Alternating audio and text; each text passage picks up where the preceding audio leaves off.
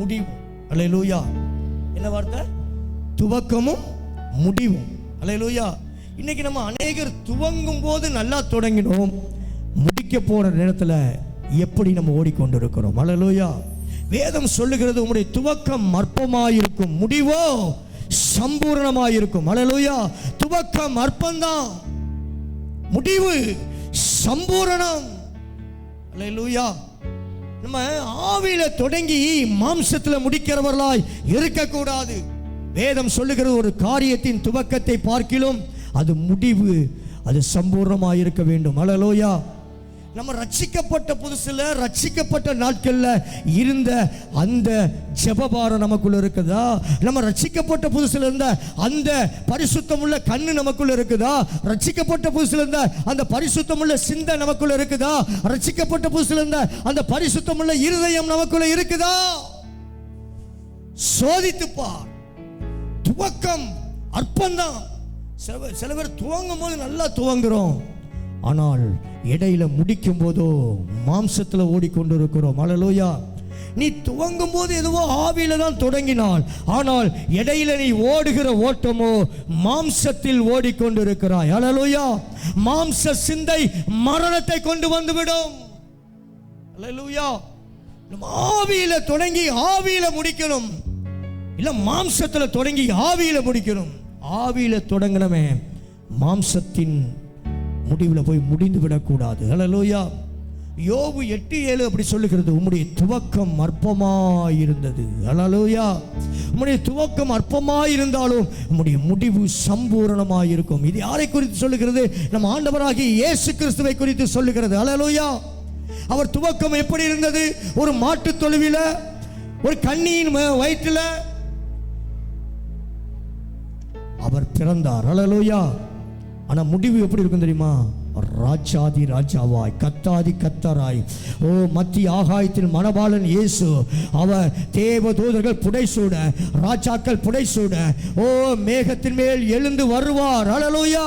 ஐயா, அவர் துவக்கம் அற்பமாய் இருந்தாலும் முடிவு, நம்முடைய முடிவு எப்படி இருக்கணும்? மகிமையா இருக்கணும். அல்லேலூயா.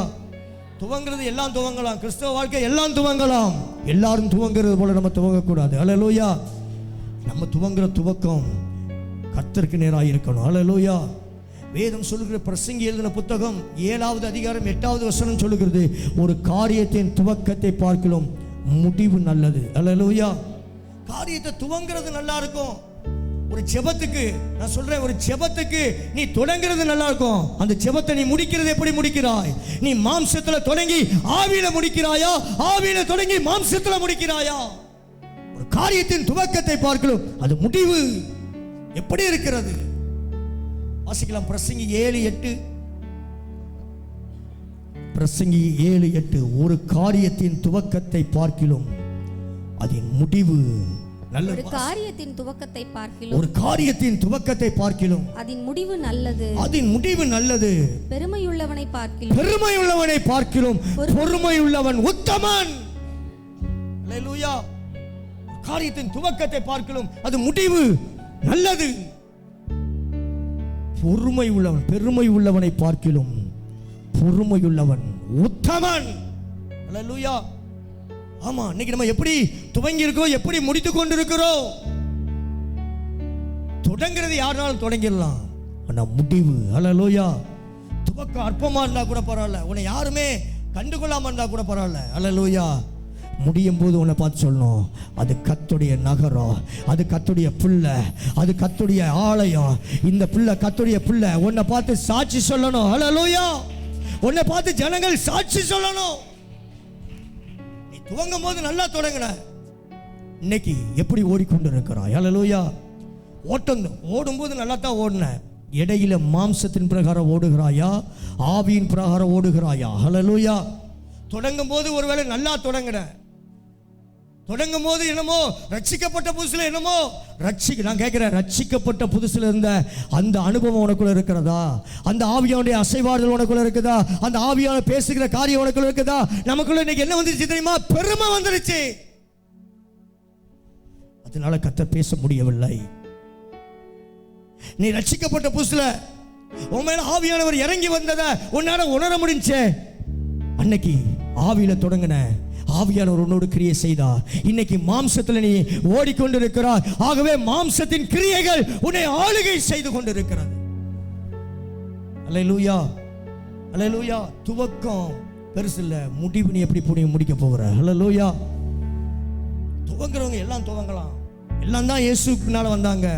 ஆனா பாடுகள் வந்தபோது, பிரச்சனைகள் வந்தபோது இயேசுவை விட்டு ஓடி போய் விட்டார்கள். இயேசு சிலுவையை தூக்க சுமக்க வேண்டிய நேரிட்ட போது இயேசுவை விட்டுட்டு ஓடி போய் விட்டார்கள். நீங்களும் போய்விட மனதாயிருக்கிறீர்களோ?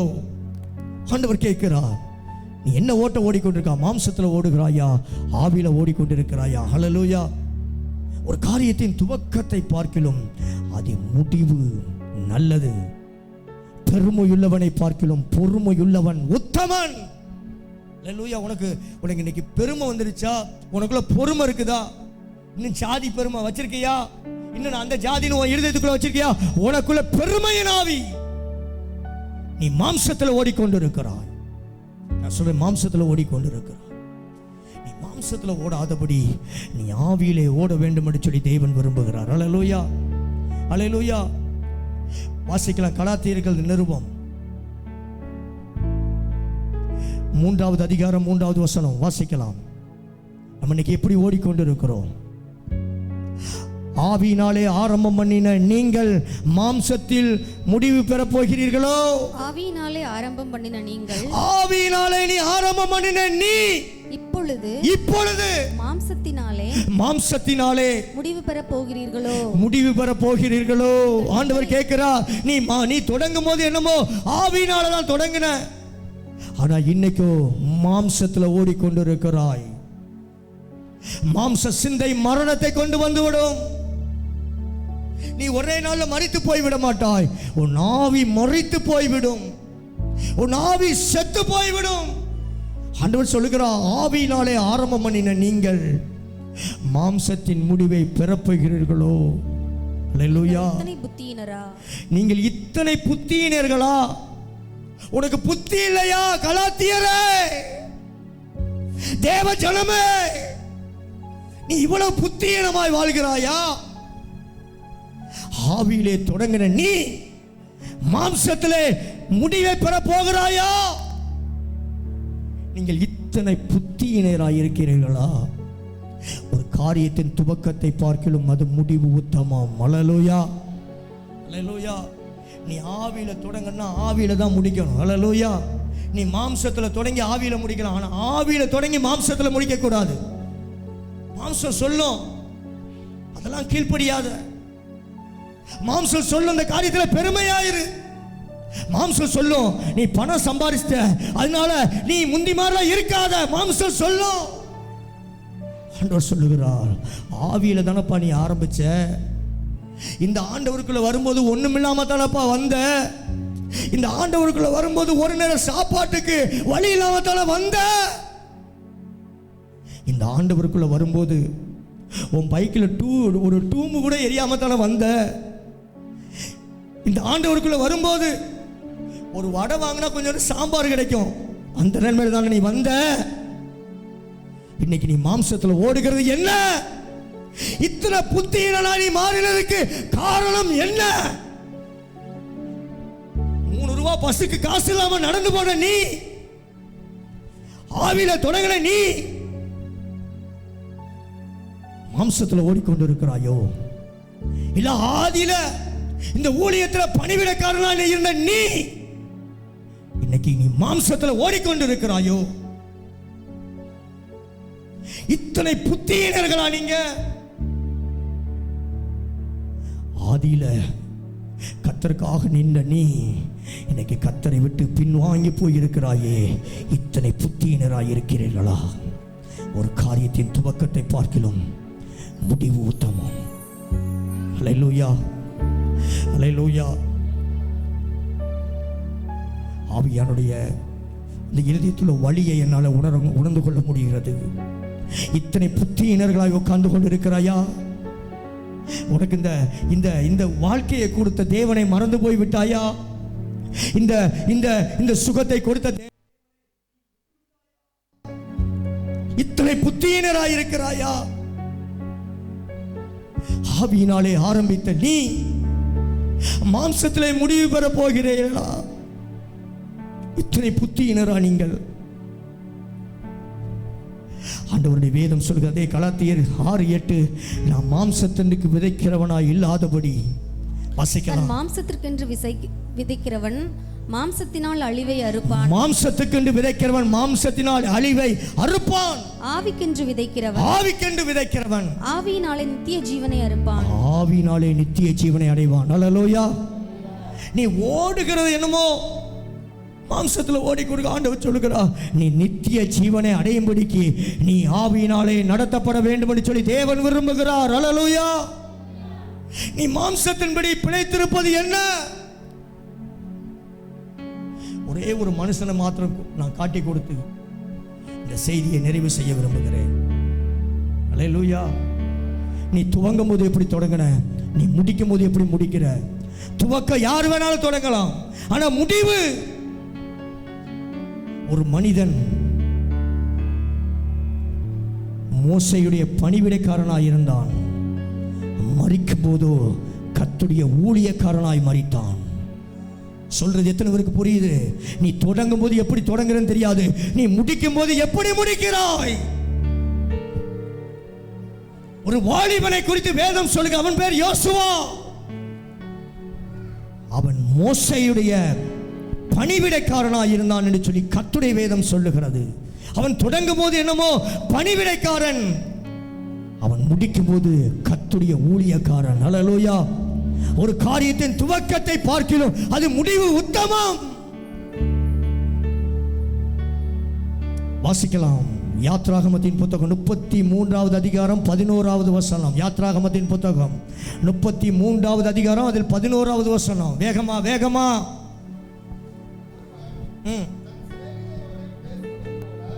33:11.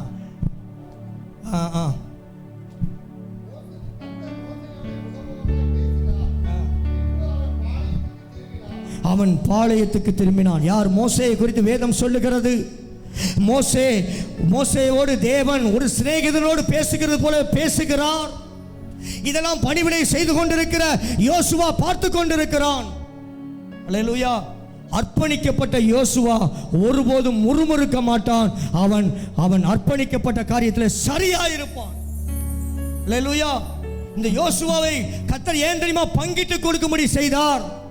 அவன் பணிவிடைக்காரனாய் இருந்தான். அல்லேலூயா. யாரெல்லாம் கர்த்தருக்கு பணிவிடைக்காரனாய் இருக்கிறாயோ கர்த்தர் உன்னை கொண்டுதான் பங்கிட்டு கொடுக்கும்படி செய்வார். அல்லேலூயா. நீ பணிவிடை செய்கிற ஊழியத்தில் இருக்கணும். மைக்கு பிடிக்கிற மாத்திரம் ஊழியம் அல்ல, பணிவிடை செய்யணும். யோசுவா மோசேக்கு பணிவிடை செய்தான். அப்படின்னா என்ன தெரியுமா? மோசேக்கு வேலை செய்து கொண்டிருந்தான். மோசேயுடைய சகல வேலையையும் இந்த யோசுவா செய்து கொண்டிருந்தான். அதுதான் பணிவிடை ஊழியம். அல்லேலூயா. மோசே தேவனோடு முகமுகமாய் பேசுகிறவர், சிநேகிதனோடு பேசுகிறது போல மோசேயோடு தேவன் பேசுகிறார். இதையெல்லாம் பணிவிடை செய்து கொண்டிருக்கிற யோசுவா பார்த்து கொண்டிருக்கிறான். அவனுக்குள்ள பெருமை வரவில்லை. ஏன் நானும் தானே இருக்கிறேன் கர்த்தருக்கு, ஏன் கூட ஆண்டவர் பேசல அப்படின்னு ஒரு இடத்துல கூட யோசுவா முறுமுறுக்கவில்லை. மாறாக அவன் செய்யக்கூடிய பணிவிடை ஊழியத்தை செய்து கொண்டே இருந்தான். அல்லேலூயா. இன்னைக்கு நம்ம என்ன செய்யறோம் தெரியுமா? அவங்கள பார்த்து இவங்கள பார்த்து never. நீ உன் அழைப்புல சரியா ஓடு. கர்த்தர் உன்னை மாம்சத்தின்படி விதைக்காதபடி ஆவியின்படி விதைக்க கர்த்தர் கிருபை செய்வார். அல்லேலூயா. அல்லேலூயா. உனக்கு என்ன கர்த்தர் கற்றுக் கொடுத்திருக்கிறாரோ, பணிவிடை செய்கிற ஊழியத்தை செய்ய சொல்றா. பணிவிடை செய்கிற ஊழியத்தை செய். பரிந்து பேசுகிற ஊழியத்தை செய்யணுமா? செய். ஊழியக்காரோடு பின்னால நின்று அவனுக்கு தாங்கன்னு சொல்றாரா? செய். போய் நீயா போய் எதில் சிக்கிக்கொள்ளாத. இந்த யோசுவாவை குறித்து வேதம் சொல்லுகிறது, அவன் சிநேகிதனோடு பேசுகிறது போல தேவன் மோசேயோடு பேசுகிறதெல்லாம் பார்த்து கொண்டிருந்த யோசுவா அவன் என்ன செய்கிறான் பாருங்க. வாசிங்க பாருங்க. அவனை குறித்து வேதம் சொல்லுங்க. அவனுக்கு ஒரு ஒரு அடமொழி கொடுக்கிறது. யாருடைய பணிவிடைக்காரனா? பணிவிடைக்காரன். மோசேக்கு பணிவிடை செய்கிற யோசுவா என்னும் பணிவிடைக்காரன் ஆசரிப்பு கூடாரத்தை விட்டு விலகாதிருந்தான். அப்படின்னா என்ன? கர்த்தருடைய சமூகத்தை விட்டு விலகாதிருந்தான். வாலிப காலத்தில் எப்படி ஐயா நான் கர்த்தரை விட்டு விலகாம இருக்கிறோம்? ஐயா, ஒரு வாலிபனை குறித்து தான் சொல்லுகிறது. அந்த வாலிபன் ஆசரிப்பு கூடாரத்தை விட்டு விலகாதிருந்தான். அவன் பேர் தான் யோசுவா. வாலிப காலத்துல நீ தேவனை விட்டு விலகாமல் இருக்கணும். வலப்பக்கத்தில் இடப்பக்கத்தில் சாயாதபடி உன் வாலிபத்தை நீ காத்துக்கொள்ள வேண்டும். இந்த யோசுவாவை குறித்து வேதம் சொல்லுகிறது, அவன் பணிவிடை செய்கிறவனாய் இருந்தாலும் ஆசரிப்பு கூடாரத்தை விட்டு விலகாதிருந்தான். அல்லேலூயா, அல்லேலூயா. ஆசரிப்பு கூடாரத்தை விட்டு விலகாதிருந்தானா? அவன் செய்ய வந்த ஊழியம் என்னமோ பணிவிடை செய்ய வந்த ஊழியம். அல்லேலூயா. பணிவிடை செய்ய வந்தவனை கர்த்தர் பகிர்ந்து கொடுக்கும்படி கர்த்தர் உயர்த்தினார். அல்லேலூயா. அவன் துவக்கத்தை பார்க்க அவன் முடிவு சம்பூர்ணமாக இருந்தது. காரியத்தை துவக்கிறது நல்லது. எப்படி முடித்துக் கொண்டிருக்கிறாய்? எப்படி ஓடிக்கொண்டிருக்கிறாய்? அல்லேலூயா. நான் ரட்சிக்கப்படும் போது அப்படியே அபிஷேகம் வந்துச்சு, அப்படி பொத்துன்னு கீழே விழுந்தேன். இன்னைக்கு அந்த அபிஷேகம் எங்க? வேதம் சொல்லுகிற பணிவிடைக்காரனா வந்தவன் தான். ஆனா முடிக்கும் போது பகிர்ந்து கொடுக்கிறவனாய் முடித்தான். அல்லேலூயா. முதலாவது நான் சொன்னேன், அவன் மோசேக்கு பணிவிடைக்காரனாய் வந்தான். இரண்டாவது, மோசேயின் ஊழியக்காரனாய் அவன் மாறினான். யோசுவாவின் புத்தகம் 1வது அதிகாரம் 1வது வசனம். வேகமா, எனக்கு டைம் இல்லாதனால வேகமா சொல்றேன். இது இருதயத்தை நீ திறந்து கேட்டனா இந்த வார்த்தை உன் இருதயத்துக்குள்ள போய் துளையிடும். யோசுவாவின் புத்தகம் சீக்கிரம் வாசிங்க. கர்த்தருடைய தாசனாகிய மோசே மரித்த பின்பு கர்த்தர் மோசேயின் ஊழியக்காரன். ஐயா, துவக்கம் முக்கியம் இல்லையா, முடிவுதாயா முக்கியம். பணிவிடைக்காரனா இருந்தவன் மோசே மரித்த போது மோசேயின் ஊழியக்காரனாய் மாறினது எப்படி? துவக்கம் முக்கியம் இல்ல, முடிவுதான் முக்கியம். வேதம் சொல்லுகிறது, கர்த்தருடைய தாசனாகிய மோசே மரித்த பின்பு கர்த்தர் மோசேயின் ஊழியக்காரனாகிய யோசுவாவை. அல்லேலூயா. நம்மளை பார்த்து ஆண்டவர் சொல்லுவாரா? உன்னை என்னை பார்த்து ஆண்டவர் சொல்லுவாரா? தொடங்கும் போது நல்லா தான் தொடங்கினான். இன்னைக்கு ஓடிக்கொண்டு இருக்கிறான். மாம்சத்தில் ஓடுகிறானா, ஆவியில ஓடுகிறானா, மாம்சத்தின் பலனை அனுபவிக்கிறானா?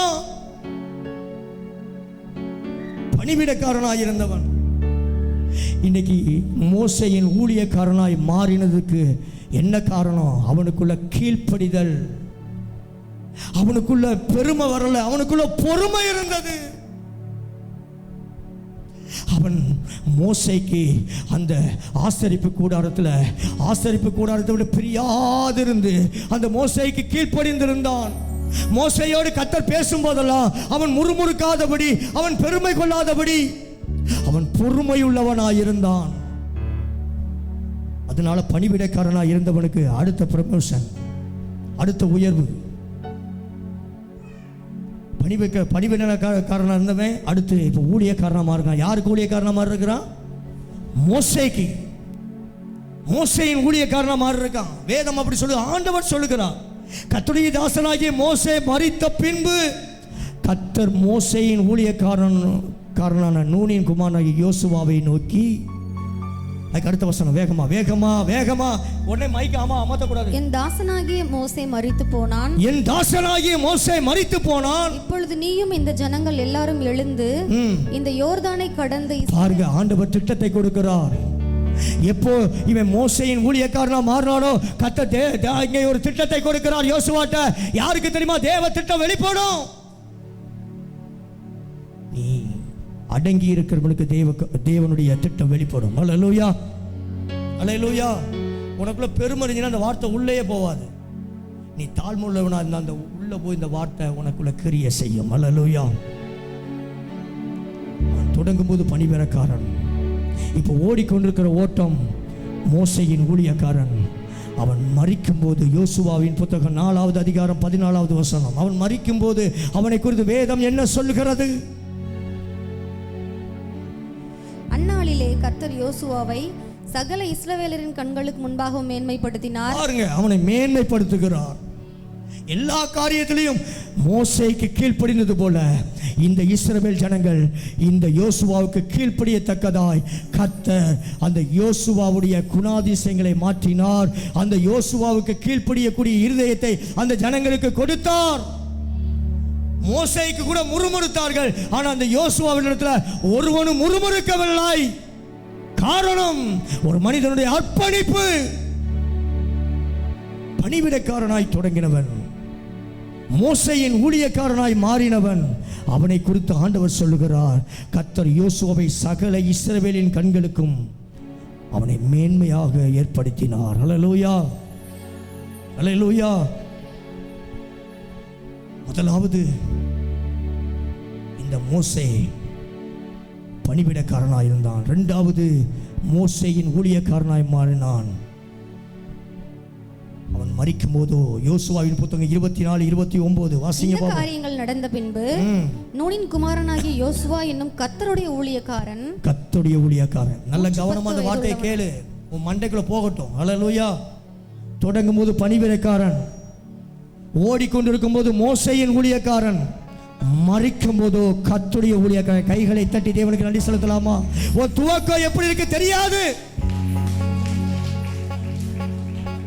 தொடங்கும் போது பணிவிடைக்காரனாய் தொடங்கினான், முடிக்கும் போது கர்த்தருடைய ஊழியக்காரனாய் மரித்தான். அல்லேலூயா. ஓட்டத்தை ஜெயமுடன் ஓடி முடித்த யோசுவாவை கொண்டுதான் கர்த்தர் தேசத்தை பங்கிட செய்தார். அல்லேலூயா. பணிவிடைக்காரன், பணிவிடைக்காரன் என்ன? ஹெல்ப் பண்றவன், மோசேக்கு எல்லா வேலையும் செய்கிறவன். அவன் துவக்க வேணா அற்பமா இருந்துச்சு, வேலைக்காரனா தொடங்கினான், முடிக்கும் போது கர்த்தருடைய வேலையை செய்து முடிக்கிறவனாய் மாறினான். அல்லேலூயா. இதுதான் தேவன் எதிர்பார்க்கிற ஒரு காரியம். துவக்கம் எப்படி நாள் இருக்கட்டும், முடிவு எப்படி இருக்கிறது? அல்லேலூயா, அல்லேலூயா. ஆசரிப்பு கூடாரத்தை விட்டு விலகாது இருந்தான். நீ ஆசரிப்பு கூடாரத்தை விட்டு விலகாம இருக்குமோ உண்ட தரித்திரம் இல்ல. நீ என்னைக்கு ஆசரிப்பு கூடாரத்தை விட்டு விலகினாயோ, மோசேயுடைய பணிவிடை விட்டு என்னைக்கு மாறினாயோ, உனக்குள் தரித்திரம் வந்தது. உனக்குள்ள தேவ திட்டம் உன்னை விட்டு எடுபட்டு போய்விட்டது. இது பிசாசுடைய தந்திரம். அது மனைவி மூலமாய் வரலாம், பொருளாதாரத்தின் மூலமாய் வரலாம்.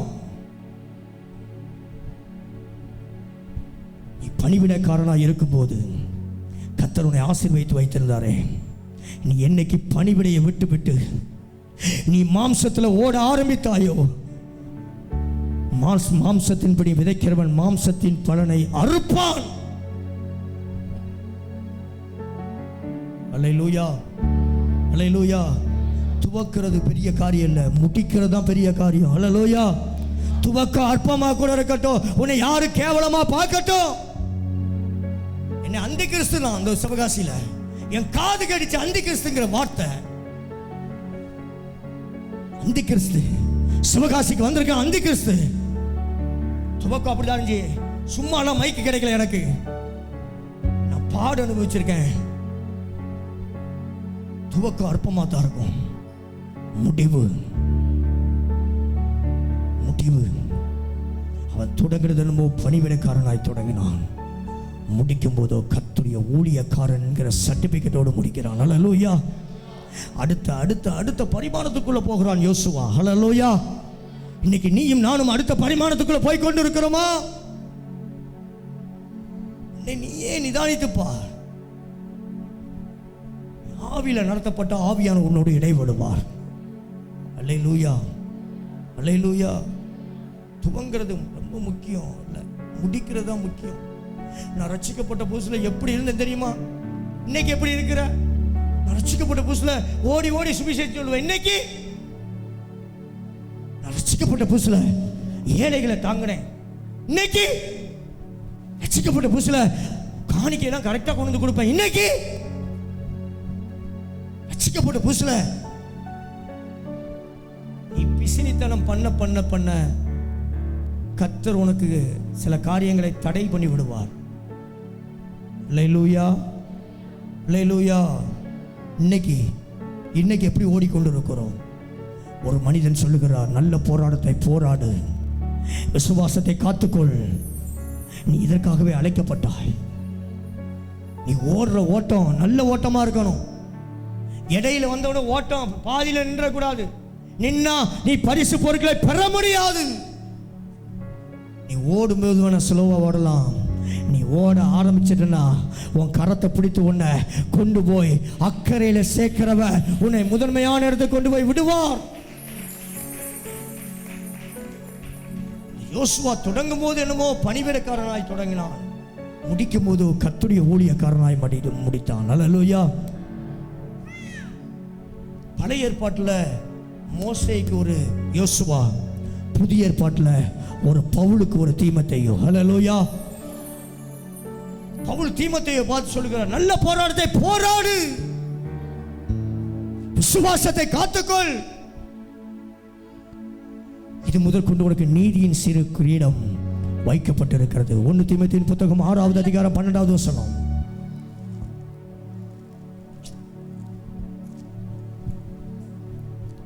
விசுவாசத்தின் நல்ல போராட்டத்தை போராடு, விசுவாசத்தில் நல்ல போராட்டத்தை போராடு, நித்திய ஜீவனை பற்றிக்கொள், நித்திய ஜீவனை பற்றிக்கொள். அதற்காகவே நீ நீ அழைக்கப்பட்டாய். அதற்காகவே அழைக்கப்பட்டாய். அல்லேலூயா. பவுல் சொல்லுகிறார், தம்முடைய பணிவிடைக்காரனுக்கு சொல்லுகிறார், தனக்கு கீழ்ப்படிந்து தன்னுடைய உடல் ஊழியக்காரனுக்கு பவுல் சொல்லிக் கொடுக்கிறார், விசுவாசத்தில் நல்ல போராட்டத்தை போராடு. போராட வேண்டியது இருக்கும். சில நேரம் விசுவாசத்துல நமக்கு சில போராட்டம் வரும். அதுல எப்படி போராடி கொண்டு இருக்கிறாய்? உன் ஓட்டம் எப்படி ஓடிக்கொண்டு இருக்கிறது? அவர் சொல்லுகிறார், பவுல் சொல்லுகிறார், அவருடைய சீசனுக்கு சொல்லுகிறார், விசுவாசத்துல நல்ல போராட்டத்தை போராடு, நித்திய ஜீவனை பற்றிக்கொள். அதற்காகத்தான் இந்த சபையில் இருக்க நீ அழைக்கப்பட்டாய். அல்லேலூயா. உனக்கு ஒரு நித்திய ஜீவன் உள்ளன்னு சொல்லுவதற்கு தான் கர்த்தர் என்னை அபிஷேகம் பண்ணி உனக்கு ஊழியக்காரனாய் கர்த்தர் வைத்திருக்கிறார். அல்லேலூயா. சொல்லுகிறார், விசுவாசத்தில் நல்ல போராட்டத்தை போராடு. போராடுன்னு ஒரு மனுஷன் சொல்லணும்னா இந்த மனுஷன் போராடி இருந்தா தான் நீ போராடு சொல்ல முடியும். அல்லேலூயா. இந்த பவுல் சொல்றாரு, நீ போராடுப்பா விசுவாசத்துல. அல்லேலூயா. நல்ல போராட்டத்தை போராடு, நித்திய ஜீவனை காத்துக்கொள், பற்றிக்கொள். நீ அதற்காகத்தான் அழைக்கப்பட்டாய் அப்படின்னு சொன்ன பவுல், இந்த பவுல் நல்ல போராட்டத்தை போராடிந்தா தான் அவருடைய உத்தம குமாரனாக இருக்கிற தீமோத்தேயுக்கு இதை சொல்லிக் கொடுக்க முடியும். அந்த பவுலை குறித்து வேதம் சொல்லுகிறது. 2 தீமோத்தேயுவின் புத்தகம் 4வது அதிகாரம் 7வது வசனம், நல்ல போராட்டத்தை போராடினேன், நல்ல போராட்டத்தை போராடினேன், நல்ல போராட்டத்தை போராடினேன், ஓட்டத்தை முடித்தேன், ஓட்டத்தை முடித்தேன், விசுவாசத்தை காத்துக்கொண்டேன். இது முதல் நீதியின் கிரீடம் எனக்காக வைக்கப்பட்டிருக்கிறது. அல்லேலூயா. நல்ல போராட்டத்தை போராடுன்னு சொன்ன மனுஷன் நல்ல போராட்டத்தை போராடினார். காலை வேளையில நீ துவங்கும் போது எப்படி தொடங்கணும் தெரியல, முடிக்கும் போது நல்ல போராட்டத்தை போராடி முடிக்கணும், விசுவாசத்தை காத்துக்கொள்ளணும். நீதியின் சூரிய கிரீடம் உனக்காக வைக்கப்பட்டிருக்கிறது. அல்லேலூயா.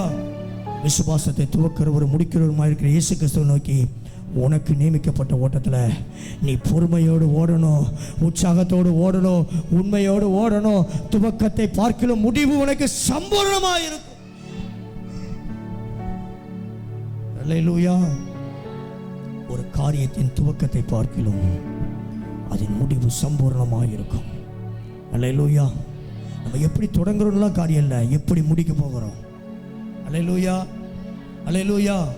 ஆதியிலிருந்து அன்பு எனக்குள்ள இருக்குதா? ஒன்றில் அனலாயிரு, இல்லை குளிராயிரு. வெது வெதுப்பாயிருந்தா உன்னை வாந்தி பண்ணி போடுவேன். அல்லேலூயா. சபைக்கு வரும்போது ஒரு வேஷம், வெளியே போகும்போது ஒரு வேஷம் போடாத, எப்பொழுது ரியலா இருக்கு. அல்லேலூயா. பரிசுத்தத்தை காத்துக்கோ. சிந்தையில பரிசுத்தம் இருக்கணும், பார்வையில பரிசுத்தம் இருக்கணும். அல்லேலூயா. இருதயத்தில் பரிசுத்தம் இருக்கணும். கேட்கணும், ஆண்டவரே ஆண்டவரே உங்க இருதயம் போல என் இருதயம் மாறட்டும், உங்க கண்ணை போல என் கண்ணு மாறட்டும், உங்க சிந்தனை போல என் சிந்தை மாறட்டும். அல்லேலூயா. அப்படி கேட்டுப்பார். உன்னையும் நல்ல போராட்டத்தை போராட, ஓட்டத்தை ஜெயமுடன் ஓடி முடிக்க கர்த்தர் கிருபை செய்வார். அல்லேலூயா. துவக்கத்தை பார்க்கிலும் முடிவு நல்லது. பெருமையுள்ளவனை பார்க்கிலும் பொறுமையுள்ளவன் உத்தமன். பொறுமையை காத்துக்கொள்ளணும், பெருமை வந்துடக்கூடாது. அல்லேலூயா. பெருமை உள்ளவனுக்கு கர்த்தர் எப்படி இருப்பாரு? எப்படி இருப்பாரு? கூட பங்காளியா இருப்பாரா? எதிர்த்து நிற்பார். அல்லேலூயா, அல்லேலூயா. சிலரை யார்கிட்ட பேசுறவங்க முதற்கொண்டு தெரிஞ்சிருக்கணும். அல்லேலூயா. யோசுவா மோசேட்ட ஒரு வார்த்தை கூட பேசல. அல்லேலூயா. யோசுவாவுக்கு தெரியும் மோசே அபிஷேகம் பண்ணப்பட்டவன். யோசுவாவுக்கு தெரியும் மோசே தேவனோடு பேசுகிறவன். யோசுவாவுக்கு தெரியும் இந்த மோசே தேவனுடைய சித்தத்தை செய்கிறவன். உனக்கு தெரிஞ்சிருக்கணும். அல்லேலூயா. துவக்கத்தை பார்க்கும். துவக்கம் நல்லா தான் இருக்கும், முடிவு எப்படி முடிக்கிறோம்? துவக்கத்துல இருந்து அதே கெட்ட வார்த்தை பேசிக்கிட்டு இருக்கியா, நீ நித்திய ஜீவனை இழந்து போய் விடுவாய். துவக்கத்தில் இருக்க அதே பாவம் உனக்குள்ள இருக்குதா, நித்திய ஜீவனை இழந்து போய் விடுவார். பாவத்தை விட்டு மனம் திரும்பு, பரிசுத்தத்தை காத்துக்கொள். இதற்காகத்தான் நீ அழைக்கப்பட்டிருக்கிறாய். அல்லேலூயா. உன்னை கர்த்தர் இந்த காலவெளியில தேடி வந்திருக்கிறார். பணிவிடக்காரனாய் இருந்த யோசுவா, மோசேயின் ஊழியக்காரனாய் மாறின யோசுவா, மரிக்கும் போது கர்த்தருடைய ஊழியக்காரனாய் மரித்த யோசுவா. அல்லேலூயா. துவக்கம் நமக்கு தேவையில்லை, முடிவு தான் நமக்கு தேவை. அல்லேலூயா. போதுண்டா.